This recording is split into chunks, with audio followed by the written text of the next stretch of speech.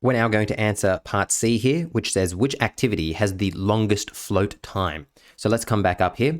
We know that the float time is found by subtracting the LST, the red number, by the EST, the green number. We also know that my float time is going to be 0 for everything on my critical path, because by definition, a critical activity has the same LST and EST, meaning the float time is 0. So that means we just want to look at all our non-critical activities. So C, E, H, J. We're going to find the float times for each of these and then ask ourselves which is the biggest number. So for activity C, our float time will be 7 minus 6, which is 1.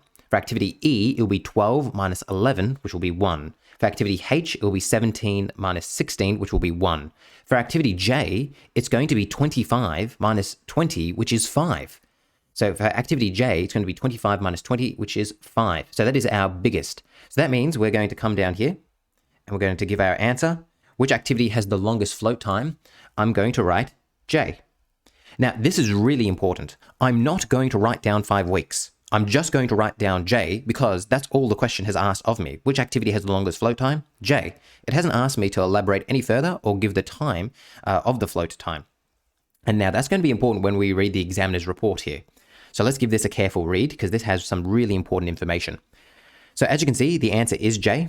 45% of people got the full 1 mark here. Now let's read this very carefully. It says, students should be aware that if they did not leave their answer as J, but further engaged with the question and then stated an incorrect float time, they would not be awarded marks. So let's say you were answering this question and you identified that the longest float time is J, but you thought it was in fact, 7 weeks instead of 5. And you wrote J, 7 weeks. You would have gotten no marks at all, even though you still identified the longest float time was J. So that's really important. Don't give information that the question does not ask for, because if you mess it up, you could jeopardize losing the entire marks. All right, that is question C.